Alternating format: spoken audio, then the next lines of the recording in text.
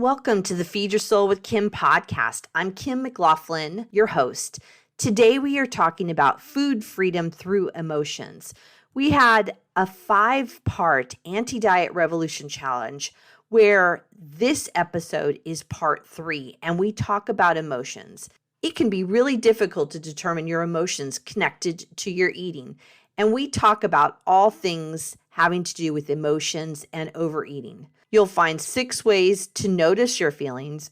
There are 2 key questions to ask yourself about emotions and food. If you're feeling frustrated with your overeating, it's really time to consider emotional eating solutions. We talk about it during this podcast as a way to get some peace with food. Check out the link in the show notes. Let's get started.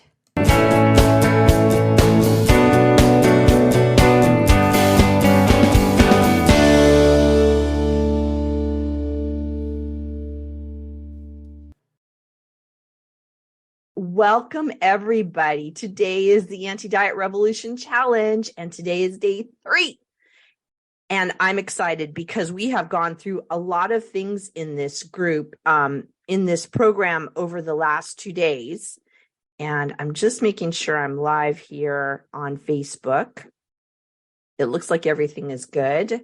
So, who am I? I am Kim McLaughlin. I am a licensed psychotherapist. I am a coach. I am a podcaster on the Feed Your Soul with Kim podcast. If you have not listened, it is really good. We talk about a lot of the things that we talk about here, things in depth, more things that are more topical to whatever the time of season. I was just done with our podcast talking a lot about the beginning of the year, the new year, the diet, and then prior to that would have been all of the holidays. I am a best-selling author, Feed Your Soul, Nourish Your Life, a 6-step system to peace with food. I'm a speaker. If you have any group or would love to have a keynote speaker, I love speaking in public. And I am a former long-term dieter, very long-term. I have been working alongside of all of you and checking out diets. So actually, let's go through what we have done. What have we covered already? We have covered on day 1, we covered the diet mindset. So we talked about why diets don't work. And all of these are in the Feed Your Soul community Facebook page. All these videos, you can go back and look at them. And for those of you who are listening on the podcast, this is, we have some slides that we go through. And so you can see those slides on the Feed Your Soul community page. So day 1 was diet mindset. We talked about why diets don't work. And I challenged everybody for their doable to look at how many diets you've been on. And what I talked about was I've been on about 4 different diets, multiple times. A lot of money has been spent. A lot of whatever the food is with the certain programs were what I ate. And so I have spent a lot of money on a lot of diet food and a lot of diets. And I did the same thing over and over again, expecting a different result. And as you know, and I know, that what happens is on a diet, we lose weight, we gain it back. And that's just the cycle. And we talked about that a lot on day 1. So I really got clear and actually had more memories of diets that I had forgotten about. And I'm going to talk about that on my podcast, the Feed Your Soul with Kim podcast, more about the diets that I've been on, because I remembered one that I had totally forgotten about. So we'll talk about that more a different day. Day 2, we talked about, am I hungry? Am I hungry? The starting spot with intuitive eating. We talked about what intuitive eating is about and how it helps us move out of that diet and dieting into something that actually works, that is actually based on biology, based on how we were meant to be with food. And it's been tested. It's been researched. So we measured our hunger and noticed before meals how hungry we are on a 1 to 10 scale. I really encourage you, if you missed day 2, go back to it. It is a foundational idea that whether you're in my emotional eating solutions program or not, it's really one thing that you really, really, really need to know how to do. So I really encourage you to go back to day 2. And I wanted to check in. How are you doing? Have a little gut check with yourself about how are you doing with all of this information? And it might feel overwhelming. And we'll talk about some options in the end about what you can do to move out of that overwhelming feeling, because this is radical and new. And I acknowledge that. So we're going to just do this together as a community and look at food differently and support each other. So here we are in day 3, and we're going to move out of dieting and what we do is we move into what I lovingly call food freedom. So it becomes a way of having freedom with food. And there are 6 components we've talked about for emotional eating solutions. There are 6 components. Is physical, which we talked about on Monday. We talked about the diet mindset. And we also talked about finding out how hungry you are. And that's part of the physical component. Physical component has many more pieces to it, but that's just a piece of it. Today, we're talking about emotional, and that is the second component. The third component is the mental. The fourth component is lifestyle, and that's how you lead your life, how every day works out around going to work, going to school, being with your family, vacations, all the things that happen in our life that our lifestyle that actually affect food, and food affects our lifestyle. So that is the fourth component. The fifth component is mindfulness and how you connect in with your body. When we looked at the physical component of am I hungry? We did some mindfulness work where we took some deep breaths and went into our body to notice how our body feels. That's part of mindfulness. And then the last one, which I think is really should be the first, is self-love. And how are you feeling about yourself? What we know when we go into the diet mindset that we talked about on Monday is one of the components of the diet mindset and the diet cycle is shame, hating yourself, loathing yourself. And what we got to do is spend a lot of time on self-love, because that really, really gets missed. And so self-love is the 6th component that we focus on in emotional eating solutions. Today, we're going to talk about emotions, the emotion component, because it's critical when we talk about overeating. People sometimes don't know that they're eating for emotional reasons. And I, too, used to not realize that it was emotions that were leading me to a lot of my overeating. It's really when you eat when you're not hungry. And I find consistently that there are emotions that when I work with my clients back from the time when they ate and work backwards to what was going on, there were feelings that were going on that led them to eat and to overeat. And so then unchecked, our feelings can lead us to overeat. And what we want is to eat primarily from that place of physical hunger, which is what we talked about in day 2. We talked about, am I hungry? And that's really coming from that physical hunger component. One of my podcasts I've talked about, there are many types of hunger and they lead you to eat. And that's not bad every once in a while to eat at a birthday party, eating a piece of cake or eating something that you're not really hungry. Okay, whatever. But it's when it's consistent and repeated in every day that's when it becomes a problem. We all emotionally eat. We all emotionally overeat. Everybody does at some point in time. And this is about where it's more often than not, where it causes you to feel horrible about yourself when you overeat. You don't know what to do. You feel out of control. And that's what we talk about when we're talking about emotional eating and starting to recognize how emotions play a part. One of the many parts. Remember, there are 6 components. Emotions is one part of the whole system that we need to look at. I don't say this to overwhelm you. I just say this to be realistic, that there is a lot of reasons why you overeat, a lot of reasons. And we just want to kind of break through and pull them apart one by one. So emotions can be tough to recognize, but unchecked, they can lead you to overeat. we want you to do first is to start noticing that something is off. And that is kind of a check. And the more I've gotten better at noticing my emotions, that it's just like something doesn't feel quite right in my body around me. Something's wrong. Something's off. And so I love the starting spot to be to check in with your body. Once I've made the connection, something's off, I go, let's take a check. Is it my jaw is tight? Is it my hands are tense? Is it my shoulders? Is it my gut? Is it my tummy? Is it my legs, my toes? Something feels off, my head. So check in with your body first to start recognizing and start noticing how you feel. What I hear from people consistently is that they don't know how they feel. And that's why we go through this step by step process over and over again to start recognizing, what is that feeling? What is that feeling that's happening? And so just noticing, having this kind of moment to go, how am I feeling?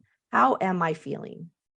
The next thing I find that is really, really important is to name that feeling.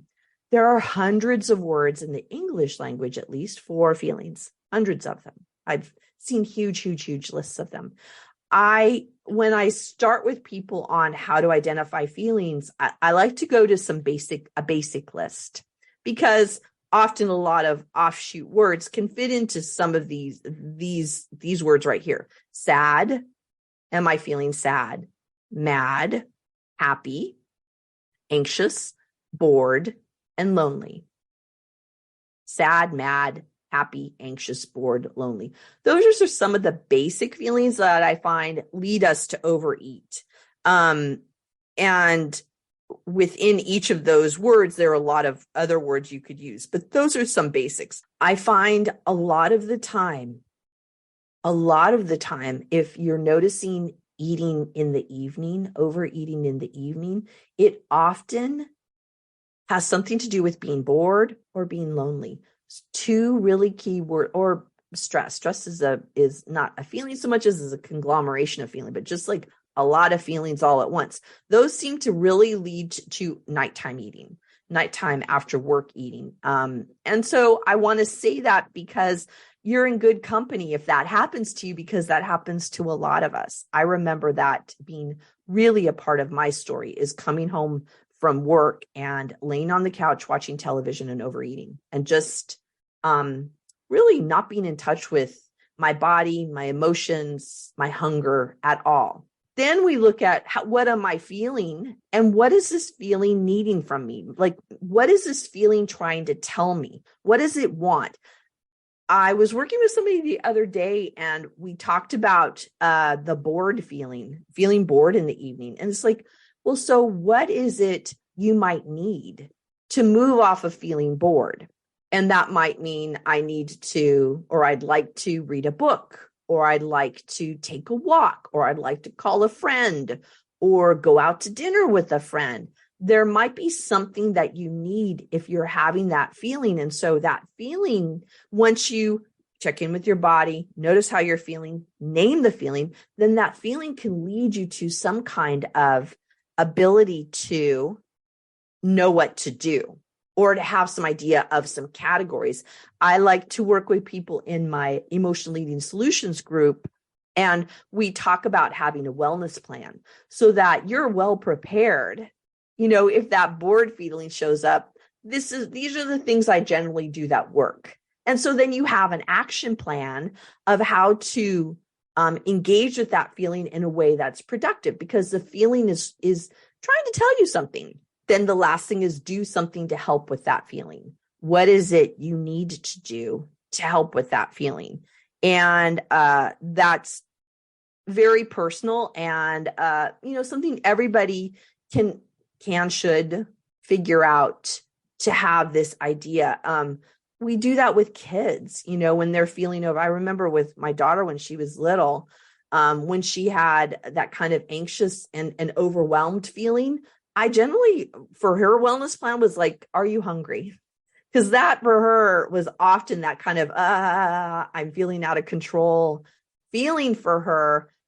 often came because she wasn't monitoring her hunger. And so I would just ask her, are you hungry? And gosh darned if more often than not, she would have something to eat and then shoop, and she'd be, hi, mommy. I mean, literally, it was that much of a change. And it was because that feeling meant she was hungry. So notice what the feelings are. Notice the feelings, name them, and ask what they're needing from you, and then do that.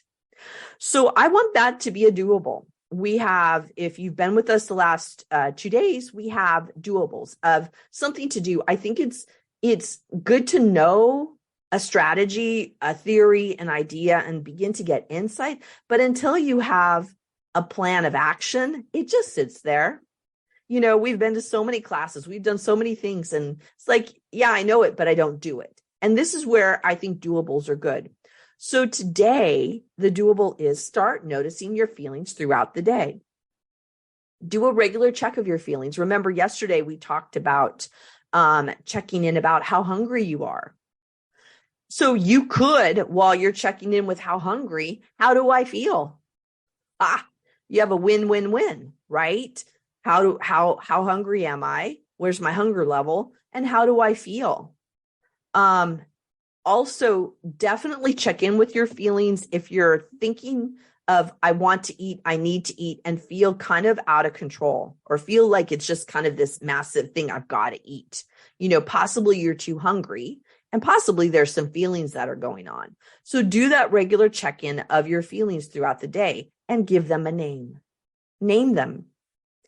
And then another added bonus, if you want, I should put this is a bonus question. These last two ones is, how do you feel before you eat? How are you feeling? Peaceful, calm, centered, upset, angry, anxious. How are you feeling before you eat? And then how are you feeling after you eat? Upset, angry, satisfied, content, like lots of feelings, right? And obviously those move beyond the feelings that I was just talking about, but there are these feelings that it's starting to notice with this connection with the feelings and how they're showing up with food. How are they showing up with food? So these are some extra bonus doables throughout the day. Check in, how am I feeling? Name the feeling. Check in before you eat, how am I feeling? And check in after you eat, how am I feeling? It's a great way to start getting in touch with that, those emotions, and then what they're meaning for you. The other thing I want you to know is that we're going on the kind of the surface level of all these things. Each of these techniques, these ideas will save your booty a lot. Like, it will be life-changing. And there is also a need to get all of those components in alignment, right? Getting them in alignment. I think of them all as puzzle pieces: physical, emotional, mental, lifestyle, mindfulness, self-love. They're all puzzle pieces that we got to fit in together. And they've all got to fit in well with each other, because sometimes the emotions feel more out of control than some of the other areas. So that emotional piece of the puzzle is larger. And joining in a program that helps you recognize all of those areas. If you notice the 6 areas, like, it makes sense why diets don't work, because they just focus on food and how much food. There's no focus on the whole person. So Emotional Eating Solutions is our signature system to help you move out of overeating, overwhelm, and into a place of peace with food. These techniques that we've been talking about, we go deeper, a lot deeper. And it is really the place for, if any of this is resonating for you, this is the time to jump into Emotional Eating Solutions. It's super affordable. It's $297 at this point in time. Later in the year, we're going to raise the price. Also, what's coming up is get in now in Emotional Eating Solutions, because we are going to have a live round where I'm going to walk it through with you. It's a standalone course that is videos and audio that I taped a couple of years ago. And so I'm going to redo all the audio and videos with you. So you're going to be there firsthand, getting latest information. you need to do something. If any of this information has resonated with you, you got to do something to move out of that overwhelm and into that place of peace with food.